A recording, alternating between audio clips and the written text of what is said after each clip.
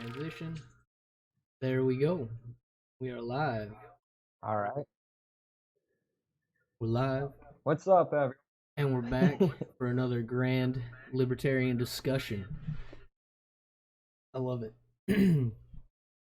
Oh yeah, good old Armed and Neutral with excuse my liberty, Breckenridge and Dakota Stone. Uh, Ready to talk through the issues. Absolutely. Armed neutrality. What does that mean to you? So armed neutrality means being able to have our citizens armed to the full basis of what they feel is reasonable, and taking the government out of the situation. And being neutral is the fact where we aren't involved in foreign affairs, where we have our own arms, we can defend our country with our own citizens. And if we're taking out our interest from all these other foreign countries, we can defend ourselves how we feel pleased.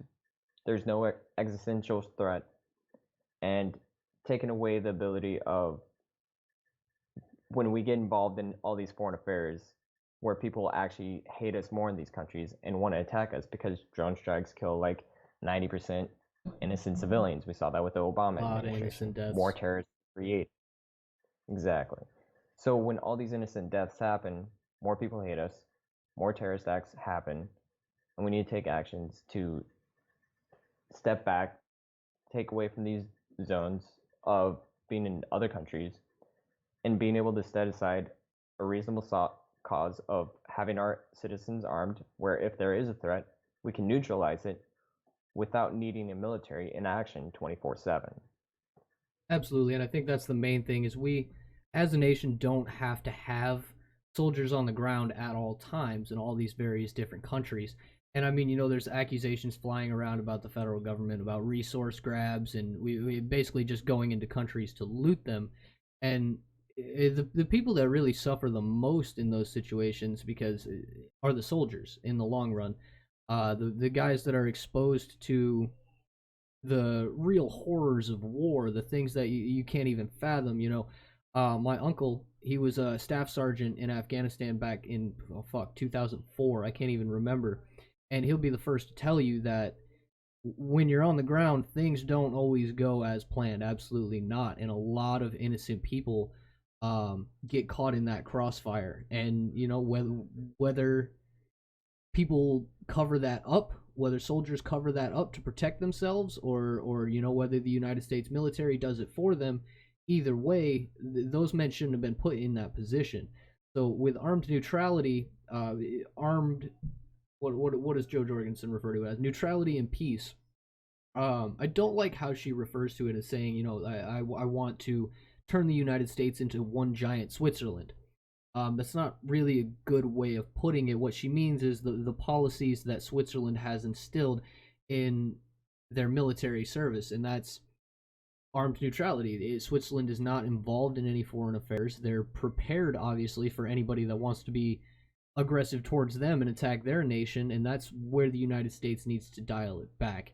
It would drastically reduce unnecessary military funding, and soldiers wouldn't be exposed to these types of environments that they didn't need to be in the first place. Most of the time, those types of things were created by the government in the first place. A lot of these soldiers were sent there to oppose militias and groups that were in the they were created by the United States government almost entirely. Absolutely. I mean, we can always go back to Osama bin Laden when he also carried out the 9/11 attacks. Many people look at these attacks and see them as just these people from the Middle East wanted to attack us because of our American values and our traditions. And in all actuality, it was because we were intervening within the Middle East. We were helping supply Osama bin Laden and his groups with weapons, with money. And then all of a sudden, as soon as Russia pulled out of the Middle East, we started to go on the offensive against Osama bin Laden and attacking his groups, his terrorist organizations, and things like that. Like, we essentially flipped tables for no good reason, and we're involved in affairs that we shouldn't have been involved with in the first place.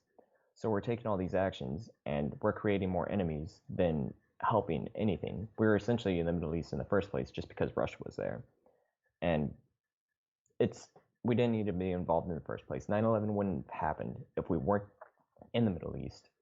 And we're taking this neutrality where we don't have to be involved. We can still help these countries and give goods instead of weapons. Like, we're taking, what was it, 760 billion every year just for military action. And in a lot of times, these soldiers sent to areas where they shouldn't be. They're given PTSD. They see all these terrible things, and it's for no just cause. If we're supplying these soldiers in areas, they should be there for a reason. They should be fine for the greater good and have a good just cause that they can see why they should be there, more than just what we have in the current system of an endless war. We've been there for 19 years. Just came up on the anniversary just recently. Was it today or yesterday? And we're fighting a war that can't be won. It's endless. We need to be pulled out, and we need to take those resources and put them in places that they should Absolutely. be. There's always a metaphorical boogeyman when it comes to these types of situations, and every president comes into this situation saying, "I'm going to bring the troops home. I'm going to be the one that does it. We're going to end all these wars." But then there's always some type of metaphorical enemy, whether it's communist China, whether it's the Soviet Union and China in the 1970s. It's always fucking China for some reason, and they're our enemies for some goddamn reason. But and now we have metaphorical boogeymen at home like Antifa and things like that that are always meant to encourage the population to say next time we're going to bring the troops home, next time we're going to vote third party, but this election and this administration, this is too important. But when is it not going to be too important? How many administrations have we gone through just being straight at war, sending soldiers overseas, constantly losing soldiers, the hundreds of thousands of lives we've lost to unnecessary wars over the last, back to World War One. World War One was a little bit different situation, but regardless, hundreds of thousands, if not millions, of soldiers just sacrificed at the hands of the federal government because we have to be involved. We have to be these world police that for some reason go and we say we're going to fix these other countries, instill a new regime, we're going to make things better for these people. And there's conservatives of every single nation. The people that are truly conservative, like say in the Middle East, you have extremely conservative Middle Eastern folk that are very religious in their own religions. You have they're very nationalistic with their country, just like Americans are about the United States. So this foreign government coming in and basically telling you you have to live like this, you have to put this person in charge, you have to follow these principles. It's insulting, Americans would feel the same way. But we don't need to do that for these nations unless there's an immediate imminent threat. Sure, we can provide assistance to our allies in situations where you have a very bad terrorist organization that's attacking the populace, attacking the government and the military. And if that country's military can't stop that, we don't need to go in, knock over the regime, loot the entire country for all their resources, and destroy the terrorists. It just, at that point, you're creating so many more enemies. You're creating more terror organizations than you began with. Absolutely. When it comes to these terror organizations, we can look directly at Saddam Hussein when he was murdered in 2003. Fact check the year, but either way, as soon as he was taken down, the main group that we were fighting was Al Qaeda.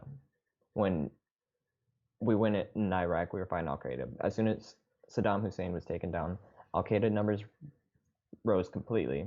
We're doing all these drone strikes in the Middle East, and next thing you know, ISIS starts to formulate, and they become a major, huge group. I believe Al Qaeda in 2003 was about almost 10,000 members or so. This is very gross estimates, but around that number. And then ISIS, throughout the years, grew to a number of almost 500,000. Like, it was insane numbers at a rapid increase. Granted, we have been fighting them over in the Middle East and things like that, but we haven't done much to actually get rid of these organizations. Like, the Middle East is in turmoil because of us. We created this disaster and have done absolutely nothing. There's nothing we can do to create a regime change. Like, these people have their own ideals, their own values, what they aspire to have in their own government, and we dictate how they should live. That our values are completely different than theirs. We have our own values. We're trying to fix our own thing in our own country.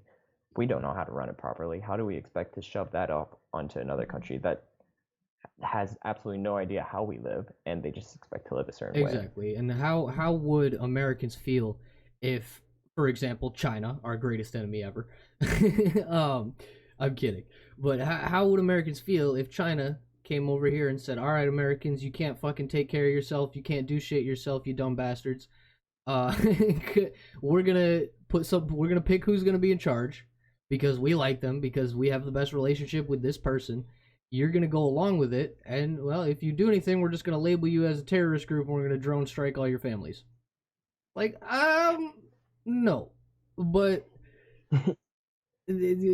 when it comes to those types of situations where the United States is going into these countries and knocking over their regime, instilling a new type of regime, we create a lot of enemies.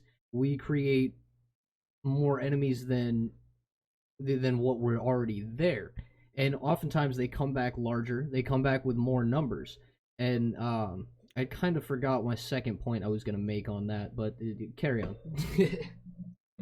Oh yeah, and also with being there's a whole concept of being armed.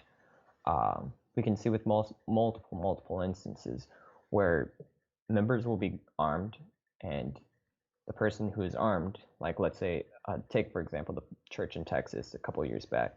There's a person who came in with multiple different guns, ready to shoot up the entire church, and next thing you know, the person that was armed in Texas, there's like at least 6 people in the church that pulled out their guns ready to shoot this guy. The guy didn't have a chance at all to shoot anyone. Like, this Oh, Texas church quick was draw ready, McGraw. armed. Exactly. And so they're armed to take down the threat. And this is a viable cause for discussion. Like, we have to discuss the fact that these people were armed, they were ready to take down a threat, and it was a matter of life or death with them being armed. If they weren't armed, they would have been massacred. There would have been nothing they could done except for possibly run up on the gunman. And even then, people that run up on gunmen have a high chance of being shot, being killed. That creates a fear of not even want to go in after the gunman. If you The have gun. a gun at your side, exactly. Like, like there's so many instances where this can be even happening. Where even if it comes to home invasion, or even being out on the street and we're at a grocery mart, where someone tries to rob the store, like, you have a way to take down the threat. You should always feel safety on your side, and it's being taken as this action by mostly by the Democratic Party of taking away guns and things like that. When in all actuality, like, the less guns that are being armed by responsible gun owners, the more threat there is to society, because there's going to be more people that are taking illegal actions to have guns, because there's over 300 million guns in circulation. You can't just take them away. It's Like, it's as not many happen. guns as there are citizens in the United States, and those are the ones Yes, that are accounted for. exactly. Talk about them ghost guns. Oh man, you can get some crazy guns from those good old boys. Let me tell you something. They'll build them for you. But I did remember what I was gonna say on the subject of you know it's the subject of invading other nations. It's a libertarian's job to be actively non-aggressive. True libertarians live by a non-aggression pact, and it's another reason that it's so important for libertarians to be anti-racist.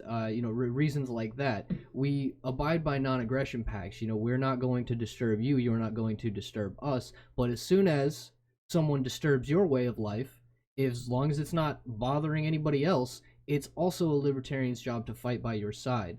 You can't expect full freedom for yourself and then sit there and at the detriment of another nation just because it's another nation. There's no reason for that. Libertarians, they abide by the non-aggression pact, and I had a discussion on Facebook with someone about this today, mostly pertaining to the thoughts of racial narcissism. Someone who actively wants to interfere in the lives of others, whether it's uh, you know, another nation, or whether you have racial narcissism towards African Americans, or you have hateful thoughts towards the gay community, that's not abiding by a non-aggression principle. So it's important that libertarians are actively anti those types of situations where we're going into other nations, we're um, there specifically to disturb their way of life, to attempt to change their way of life, attempt to, enforce democratic policies into that nation, or whatever we may be doing at that time. We've done so many different things in so many different nations.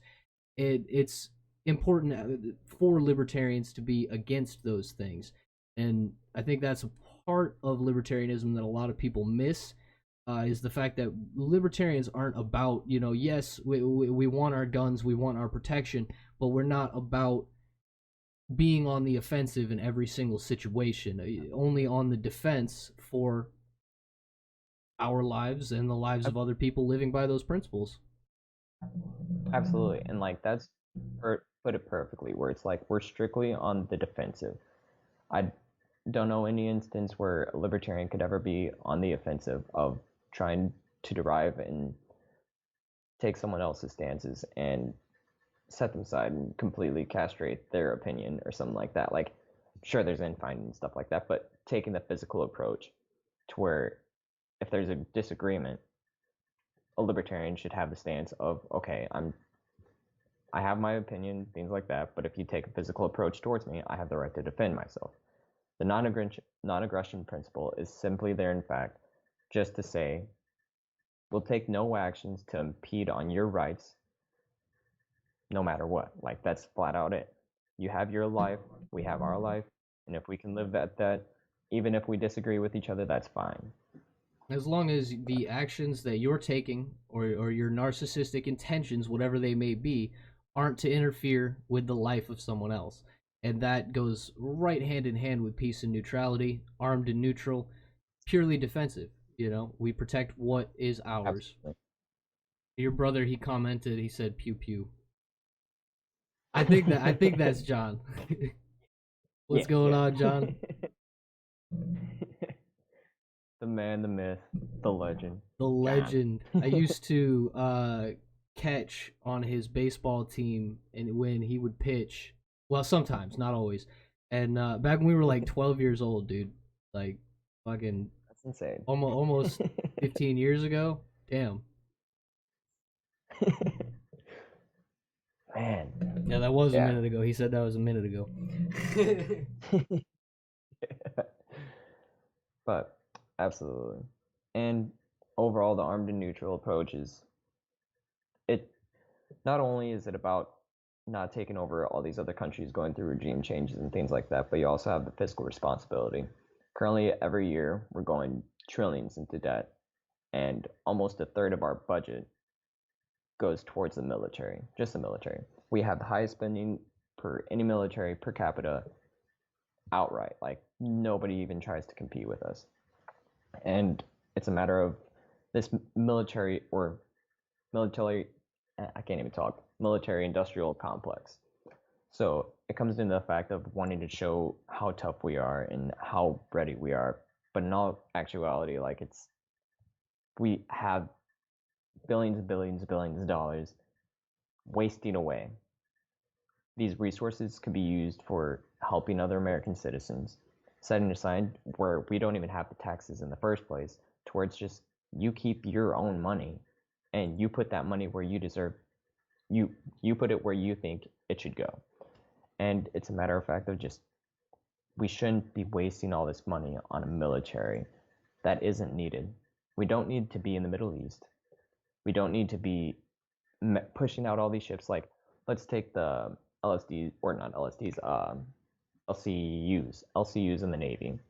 Well, you might not know about this, Dakota, but LCUs are like essentially ships in the Navy, pretty small I ones. was not aware. But yeah, they're waste.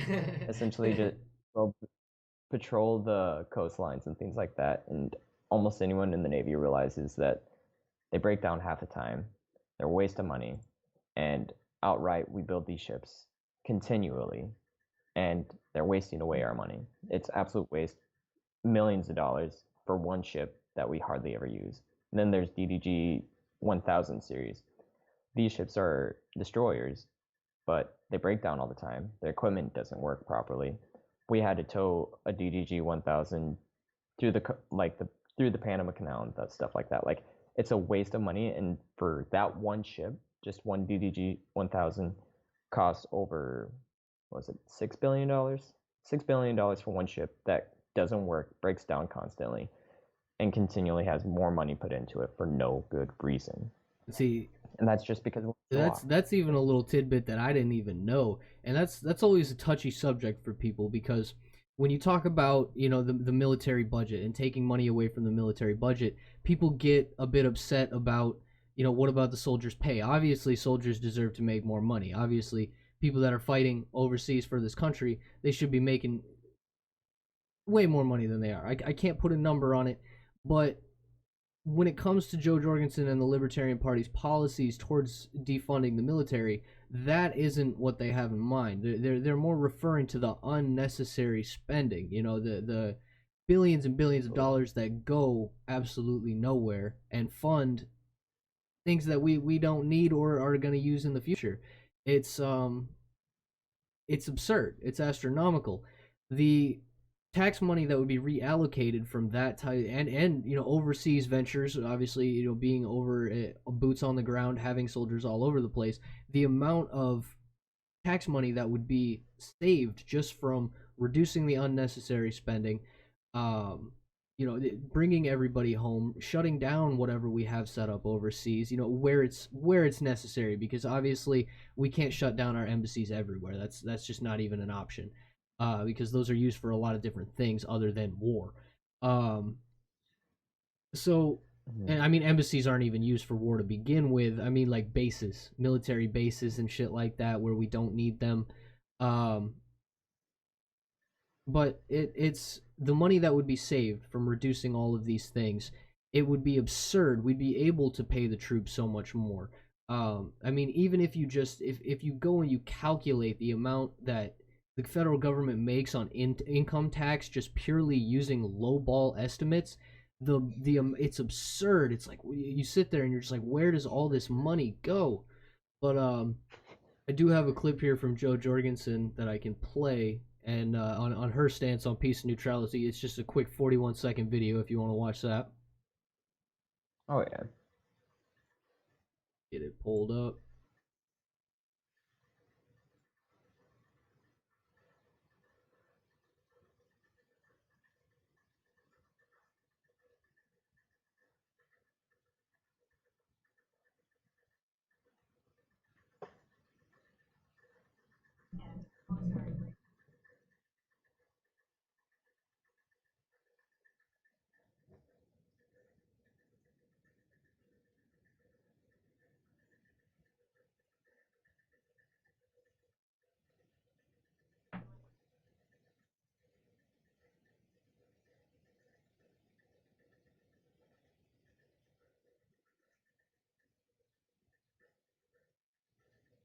It's beautiful.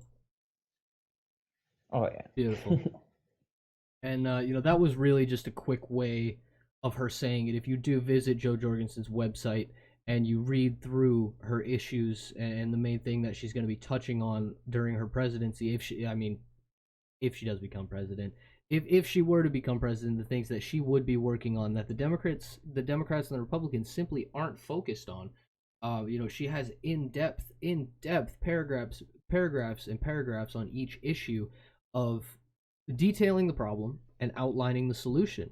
And most people just aren't, they're not going to take the time out of their day to go ahead and actually read those issues. I would provide a link, but I don't have that set up right now.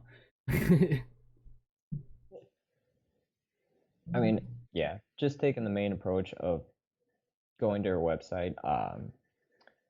With her website, that's probably one thing I'd go at against is the lack of information. Because granted, it does have a great resource of explaining the bare minimum. I find that great. I think it's a great introduction to people who are just into libertarianism and trying to figure out what libertarianism is. But then there's people like us who try and explain it more at depth and things like that. So thank you for watching it. Trying to figure out more. Absolutely. But You have to differentiate the libertarians that want to claim libertarianism just so that they can disassociate themselves with the negatives of the Republican Party. There's a lot of divide within the Libertarian Party, just as much as there's divide between the Republicans and the Democrats. You have left libertarians, you have right-leaning libertarians, and the hardcore libertarians are really the ones that go and they distort the picture for everybody else. The hardcore libertarians are the ones that are sitting there saying no taxes ever, or I can own a fucking tank. Like, yes, you should be able to do that, but the thing is, you can't. In Jo Jorgensen's America, there would still be taxes. Obviously, it would just be reallocated from the federal level to the state level, and even a lot of it back to the city level. And when you're making decisions as a city or a town or a district or a province or a county or a state, you have a lot more control over what happens. You have a lot more control over your say. The things you're voting for, it's a smaller vote when you do those types of things. You can go to city meetings. It would imagine the numbers of people that would show up to small town political meetings if they actually had their voice heard and saw those decisions being made in their cities firsthand. You know what I mean? Because so much money is wasted by the federal government, and so much of that tax money ends up in pockets and funding things that we'll never even know about. Imagine if you could see your tax money making changes right at home, right in your town, your parks, your public places, the things that your town wants to fund. Because when it comes down to it, towns like Rhinelander, like where we're from, a majority of the people there are like-minded, and obviously they shouldn't be discriminating against certain demographics in their votes. We wouldn't be voting on infringing anybody's freedom. Just because your town of majority doesn't agree with gay marriage doesn't mean that gay people can't get married. you know absolutely. But imagine if you could vote for what your tax dollars are going to be funding right at your the Rhinelander size level.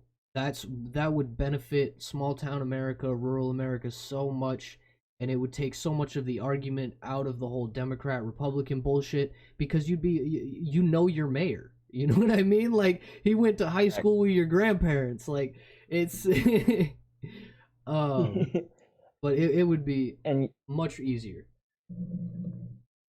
I mean, and that's the thing too, is like taking away power from the federal government and taking it back to the local level. Like, when you look at local elections, when I talk to people personally, this is subjective experience at least, but whenever I talk to people, they have no idea who's running for their state assembly, their county board, things like that. Like, nobody cares. And everybody's just thinking like it's the do or die of who's going to be president or not. It shouldn't be this way. You have to take away power from the federal government, the executive branch, and give more power to the local level, towards these issues become more founded upon where's our money going on the local level? Is it going to fix the roads that need to be fixed at our state, instead of going, I'm paying 20 grand a year or whatever in taxes, and then half of that is going to Kentucky highway system? Because the federal system can dictate where that money goes. They have bureaucracies set up in place that can decide educational system, if it goes towards a different state, where those tax dollars go.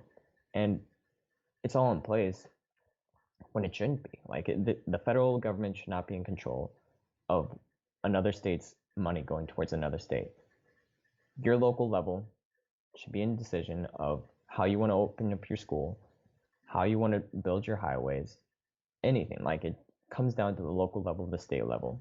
The federal government should not be involved. It should be involved with foreign affairs if it needs to be. If there's an actual existential threat, it should be involved with trade, being able to open up opportunities to where other countries that don't have opportunities to have trade with us, where they can implement a system to where we can have trade. Trade creates peace. peace is another peace, or having trade in place allows us to also be armed and neutral. If we're trading with another country and we want there to be peace, we're neutral. We're fine. We're not enemies. We may disagree with their lifestyle. We may disagree with what they do as a country. But if we can trade together, if we can bargain together, we want there to be trade to create money for a free market system. That's neutrality. That's purely neutrality. And you have, so in this type of America, you have the troops home. You have, money being spent overseas reduced completely. You have military spending reduced as much as possible, obviously not affecting the pay of soldiers. You have as much of the federal government shrunk as possible, brought back down to a state level, purely defensive nation, truly living for America, not any other nations or their resources or their people, truly focused on America. You have much more beneficial trade, an open market, which is going to create a lot more competition and drastically reduce the prices of things like healthcare, which would be majority privatized, but a lot of the essential social services that people are worried about losing under a libertarian president, that's also not the libertarian reality that Jo Jorgensen has in mind. Those programs as well, social health care, would be brought back down to a state level. The thing is, if you can't afford privatized health care, which it would be much cheaper because of the competition and the free market completely open, if you can't afford privatized healthcare, you're probably going to be getting a better deal in the long run and getting better healthcare. Simply because of the way that the free market creates these more competitive environments where companies are trying to outdo each other. Companies are trying to beat the next company so that they can be on top. And you don't have the federal government there to bail you out if you fail in a massive government bailout, which, if someone as dumb as Donald Trump is able to is able to scam the American public out of millions of tax dollars right before our very eyes, imagine what real billionaires are doing. Imagine what the people that loan Donald Trump money are doing and who they're scamming and where all their money is coming from.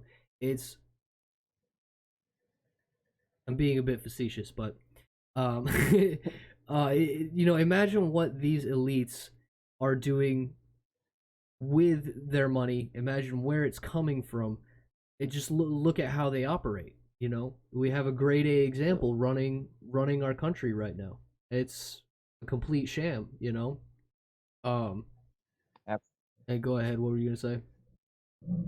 I mean, you're taking it straight out of my mouth. It's perfect, but implementing like a fair tax system, which is more of a Gary Johnson kind of ran on this, but it was a fair tax system to where you take away income tax and more of the product that you buy. Fair tax system that was being offered also was meaning like there wouldn't be taxes on like foods and things like that, like essential goods, to where you would be able to provide. It would be at cheap cost, reasonable prices. You wouldn't have to pay taxes on your income. So you'd be keeping more of the money you spend. And then guess what? The rich people that are out there spending money on their houses, large houses, their yachts, things like that, they would have to pay the taxes that they owe. Like if they're spending money, they're paying taxes. If you're some low class citizen, you're trying to just scrape by week to week and all you can afford is food, guess what? You're paying for the essential things that you need, and you're still a striving citizen. You're still working at a job that supplies people that are still buying stuff from you, and they're paying the taxes. Like you're being part of the cultural system in the economic system, I should say, that makes you a working part and you're contributing. We shouldn't have to have this system where if you're barely scraping by, you're being taxed to crap at almost 10-15%. You're making the bare minimum. And then guess what? We're taking away that 15% of your pay. Then we're also having sales tax. We're also having the property tax, things like this. And it's insane. And then they're going to give money back to you and say, well, since you're not being paid enough, here's some food stamps, things like that, where it's like, why not just let me keep the money in the first place? I know what's best for my money. I know where I should put it. Why is the federal government being involved in this? Absolutely. Tanner999 said, "Hola." Tanner. What's going on, guy? But as What were you gonna say? Sorry.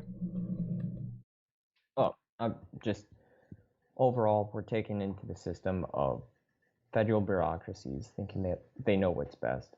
And this gets into the part where we have few individuals taking part in the system thinking they know what's best for the each individual person. But in all actuality, like you can't derive information from each individual and think you know what's best for every single person out there. We're taking these bureaucracies, these leaders of our country, and we're listening to them, and yet we have opinions on them. We think, hey, maybe they know best. What they say works best for me, but yet it's not working for the 40 other percent of citizens out there, the 30 other percent, or even possibly down to 5%. We're taking these actions and excluding groups of people. It shouldn't be happening. You should do what's best for you, flat out. That's it. Absolutely.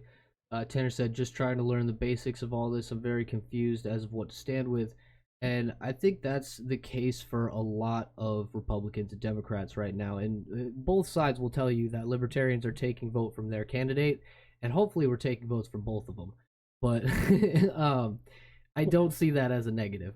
But I mean, when it comes down to it, essentially the reason that I stay libertarian, I've never voted Democrat or Republican.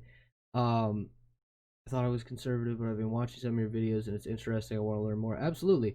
Joe Jorgensen's website would be a great place to start. But when it comes down to it, you have a federal government that is completely and entirely corrupt, down to its very fucking core. You have massive corporate bailouts and pure socialism for the 1% of citizens that have the money to afford it. Once you're a millionaire, the federal government will never let you become less. And it's once you have a certain amount of assets and they consider you a benefit to society because of trickle down economics, they will keep you in that position. And as we've seen time and time again for the last however many years, that doesn't work. It simply does not work. You have these people, like I said before, Donald Trump, for example, running businesses into the ground intentionally and reporting massive losses on them just so they can scam, a $72 million tax refund on tax credits for their business losses. And then somehow still get called a business genius. But that's besides the point. So you just have mass corruption riddled all through the government. And I talked to my boy about this earlier today. My boy Joey, shout out Joey. He he heard a story from a friend of his. I can't remember where exactly this came from, but this company, it was like an old folks home. They were gonna have a ramp replaced out front of their building. It was a crumbling ramp. They needed it replaced. So you have the federal government come in. They assign the contractor. They say, we're gonna pay this contractor $100,000 to build this ramp outside this old folks home. Guy standing there says, $100,000? That's a $200 job. I'll do it for $3. And he goes, he does the job. Federal government comes, knocks it down, builds the ramp again. So what you have right there is a perfect example of someone, that contractor, having a connection within the federal government, completely corrupted. That connection said, all right, for this favor, I'm going to have you go in and do this job and pay you an absolutely unnecessary amount so you can come up quick on this one job. $100,000, straight taxpayer money. Boom. I mean, that's it.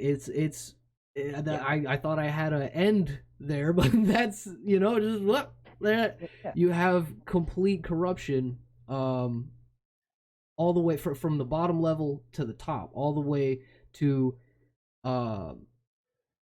it is the Senate, the Supreme Court. Every single office of the federal government is absolutely riddled with corruption, and it wastes an absurd amount of taxpayer money. So much so to a point where, I mean, socialists who support monthly paychecks from the federal government, that's actually doable. I don't support that, but that's actually doable if you take all the wasted money from the federal government and you allocate it properly. And Yeah. so if you take all of that power and all of that money away from the federal government and you shrink the size to a point where nobody has any career goals of getting there because it just simply wouldn't be beneficial enough for them. They don't have any power. So all of that power and money is moved back to the state. It's moved back to your town and your city. And Brett, you go ahead and because I'm gonna read this response real quick. Oh yeah. So essentially, what he was getting down into as well with like the whole socialist ideals was more of a Keynesianist type of economics where you evenly distribute all this wealth among people, and it's doesn't matter if you're a billionaire or homeless. Like you're getting the same amount of money no matter what, and that's Keynesianist type of economics. He was kind of back in the 1930s, but then you look at what we currently have, and it's a corporatist style of economics. We have the special interest where you have lobbyists pulling for certain senators, certain leaders, or even presidents, where there's all these people pushing for corporate interest. These airlines get bailouts, even though they're letting or they're firing, what was it, 32,000 people, like United, even though they have enough money to support the presidential debates. That's another topic, but they're going out to all these special interests.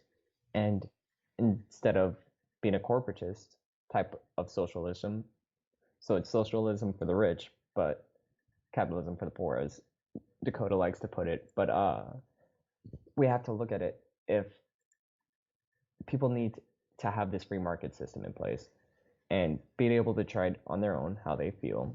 And if there is going to be handouts, which we don't agree with, but if there's going to be handouts, it should be evenly distributed. We shouldn't have these corporate interests and all these rich people getting more rich just because of these lobbyists. It's an insane system that we currently have And in the place. reason it doesn't work is because you have, and I'll answer your question and read it off of here in just a minute.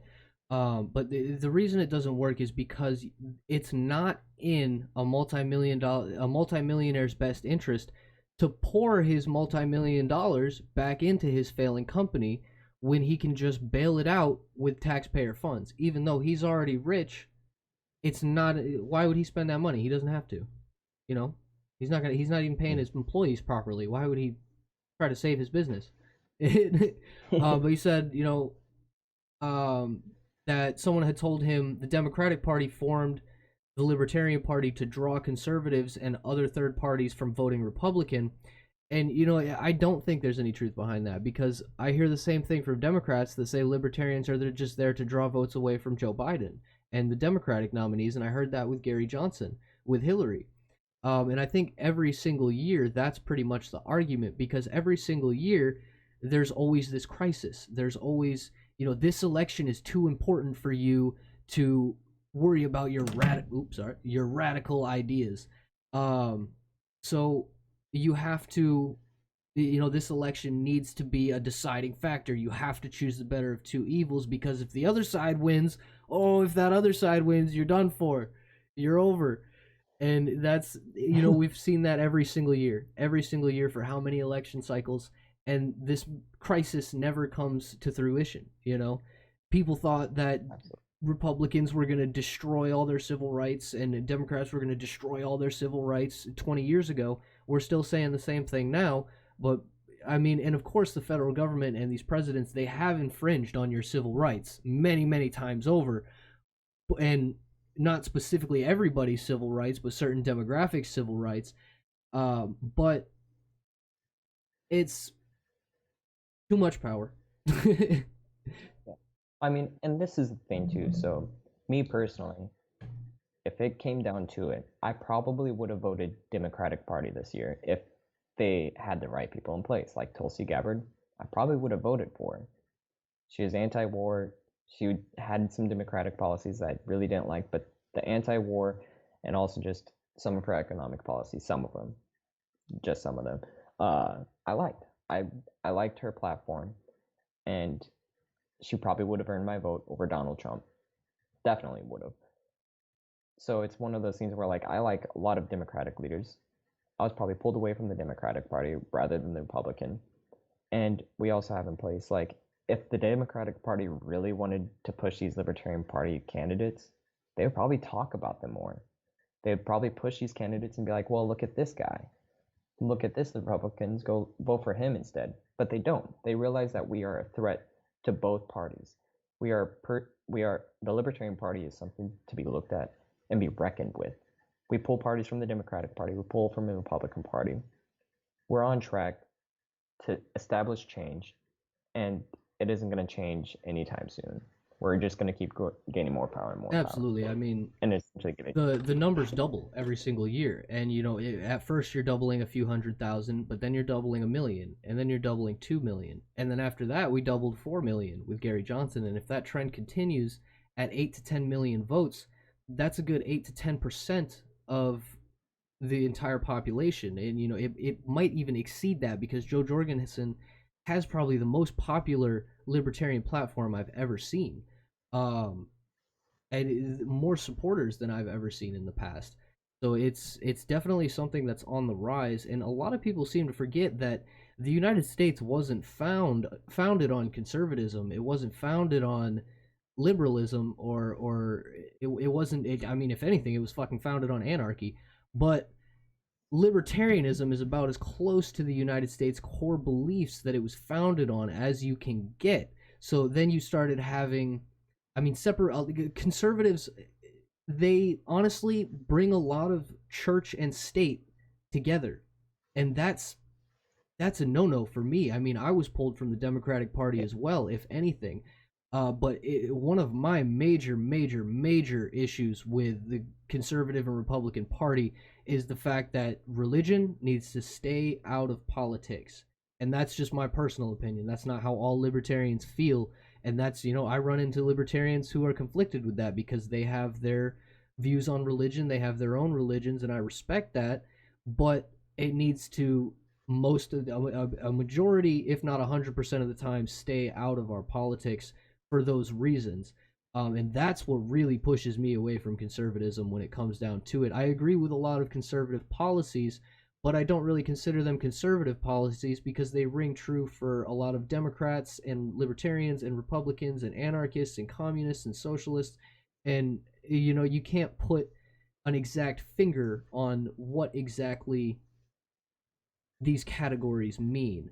So everybody's got a label these days. Everybody has a label, but realistically, America was founded on freedom, and these two major parties, they're not offering you that. They're offering that you and the rest of us continue to live in the society that they've been working to create for 80 years, 100 years now, just instilling policies that infringe on your civil rights, uh, you know, discriminating against marginalized communities, um, putting people in private prisons, profiting off the private prison system, planning wars with certain nations, instilling conflict within certain nations so that we can go in and then fix their conflict.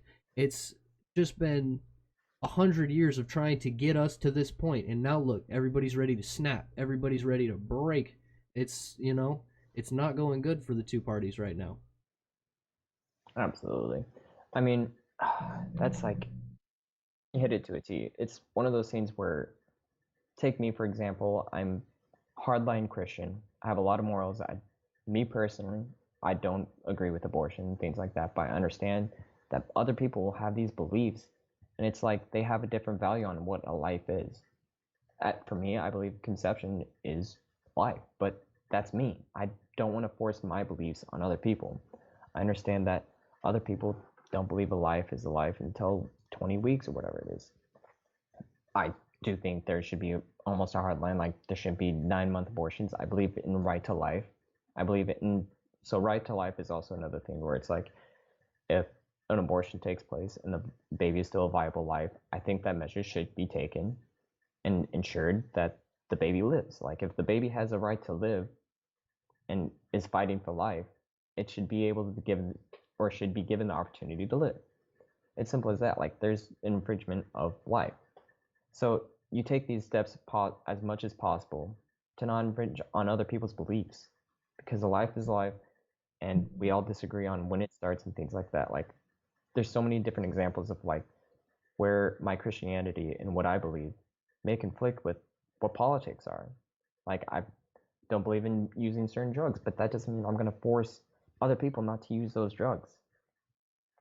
But yeah, Exactly. You there's know, always, you see, yeah, I'm usually smoking weed on camera whenever I'm streaming. That's legal here, but you know where you are, you're you still in Wisconsin? So in yeah, Wisconsin, you yeah, can't do that. That's you go to jail for that, dude. And so it's, I mean, whether you enjoy it or not, it's illegal there, and that's, exactly. I mean, so you know what I'm sitting here doing on camera, someone else is sitting in prison for. So whether you agree with it or not, it's just an unbalanced system. You know, someone even 100 miles away from me in the next state is gonna be arrested for something that I just went and picked up from a store. Like, you know, Yeah, um, and that is like, okay. So State Senator Fitzgerald, he explicitly came out and said that no bill is going to be pushed out for medical recreational no matter what, because he doesn't believe in the exact right of it being legalized. Even though if you take look at certain polls within the state elections and things like that, just administering like what people's beliefs are on these elections is people want it legalized. There's been 67%. Oh gosh, I'm going blank on the numbers, but essentially majority believe recreational, and then 89% for medicinal. And it's one of those things where it's like he's taken his own agenda and forcing it upon mhm. Wisconsinites. Most people think it should be legal, but yeah, we're still spending millions of dollars, millions, to keep these people locked away for a simple plan. And it's like, whether you partake in it or not, that doesn't mean that you have to force it on anyone else. Like, it's not destroying anyone else's lives. It's not destroying your life. Why? Why? Like, I don't understand how in the world State Senator Fitzgerald can ever enforce something like that. Absolutely. And I mean, I know you said, Tanner, that you support gay marriage. You know, you're against gender neutral bathrooms, and that's a difficult situation. I mean, when it comes down to those, I don't usually like to comment because when it comes down to it, those types of things, you know, it's very scientific for me, and it's just not something that I really prefer to discuss because I don't want to offend anyone. But I go from a purely scientific standpoint when discussing those types of things. You can do whatever you want with your life, but when it comes to, you know, gender neutral bathrooms being thrust upon people, you know, if anything, all three should be provided because it's just going to make it easier for everybody. It's not going to be a terrible thing for this place to have a third bathroom that's gender neutral. Um, but when it comes down to, you know, the gay marriage thing, absolutely, gays should have the right to marry across the nation. They shouldn't feel any heat from the federal government. No organization that was meant to do a public service should be able to tell you that you can or can't do anything. You know, when it comes down to, aside from obviously infringing on other people's rights. Um, and I missed the end of your question there, but no, these because I refreshed the chat. If you want to send that to me one more time, but no, these are not dumb questions, man. Like these are questions that a lot of people have, and these are questions that a lot of people won't take the time to ask because they don't want to know the true answers. They don't want to actually look at anything different than what they were taught. You know what I mean?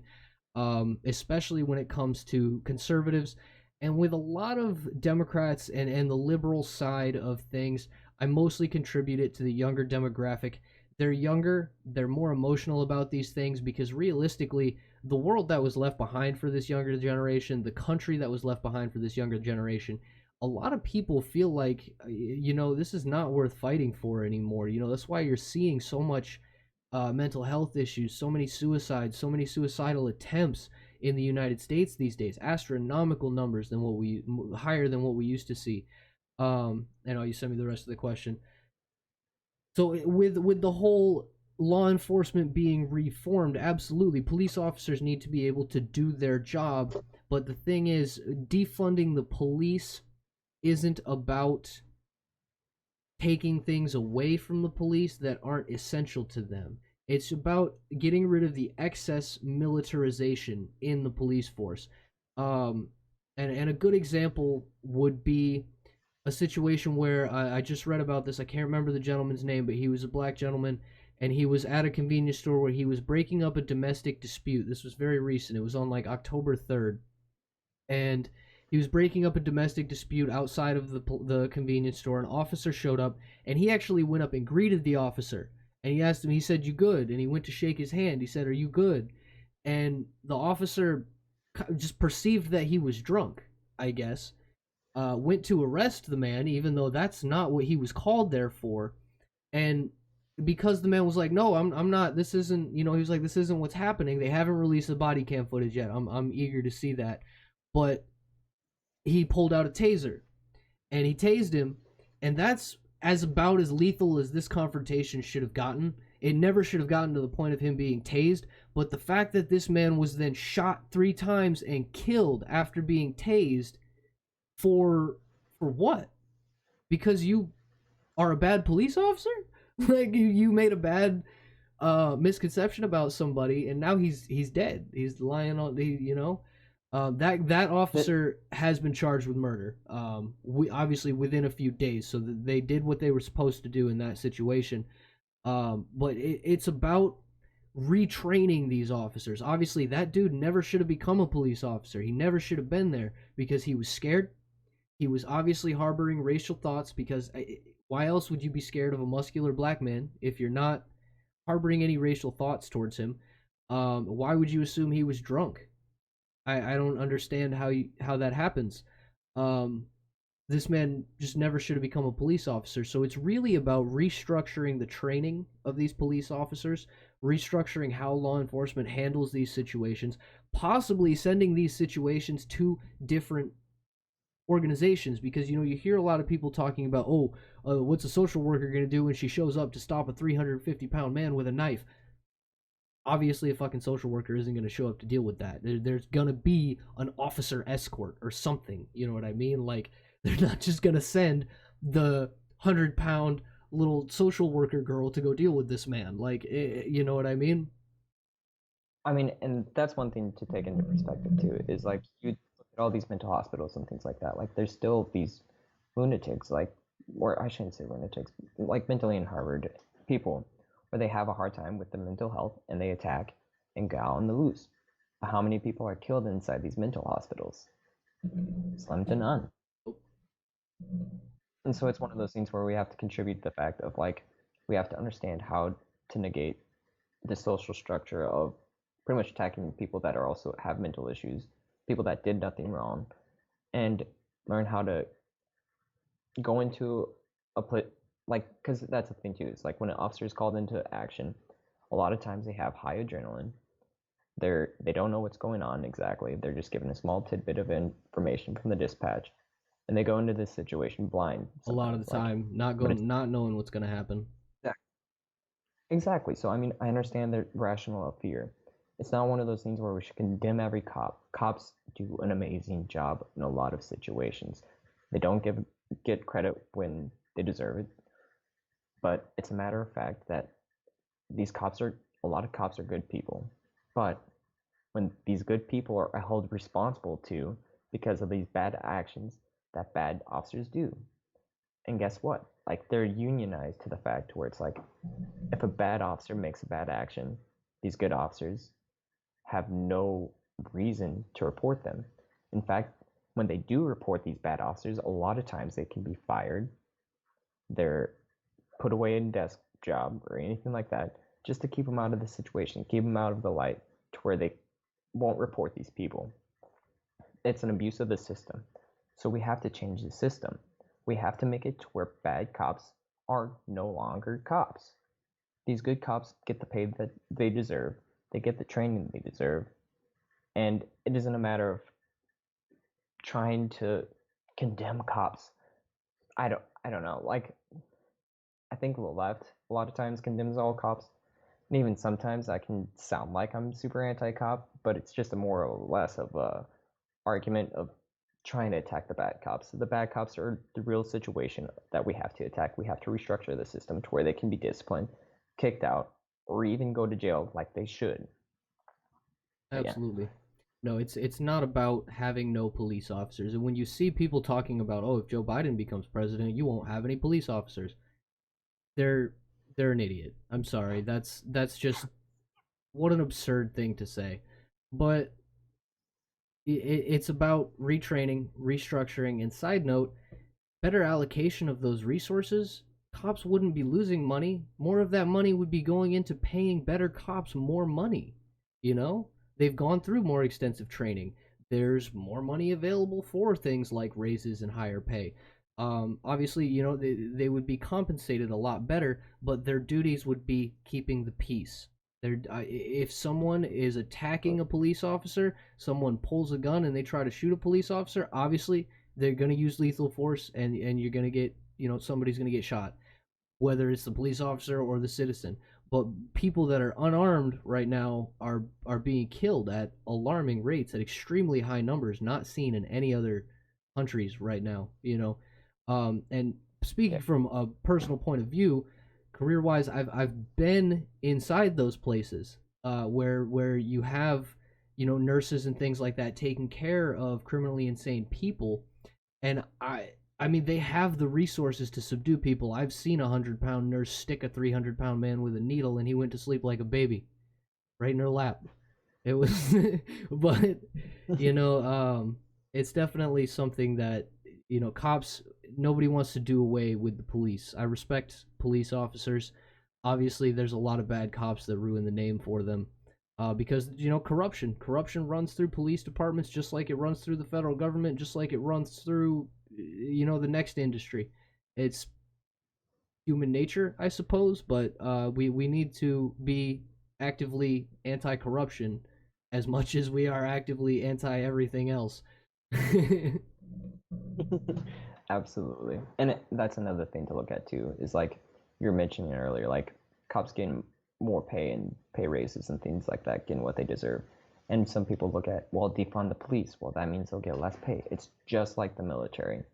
We're defunding the places that they don't need. They don't need all this heavy extra equipment, super extra heavy tanks, just for a regular old cop station for a town of like 3,000. Like, they don't need these resources. We need to defund those parts of the organization of that police The officers police have. do not need a $300,000 undercover Tesla. It Yes. doesn't need to be there. I don't care how sneaky they think it is. It's not. But Absolutely agreed. So, I mean, it's just restructuring the organization that we currently have, or the system that we yeah, currently have. most definitely. We just hit an hour. Is there anything else that you wanna say on this episode? I'm good. All right, man. This has been good. I enjoy doing these. Thank you Absolutely. guys. Looking forward Thank you for to tuning in. But I'm gonna All go right. ahead and end the live. Are you good? Oh, excuse There my we go. liberty. Have a All good right. See you guys later.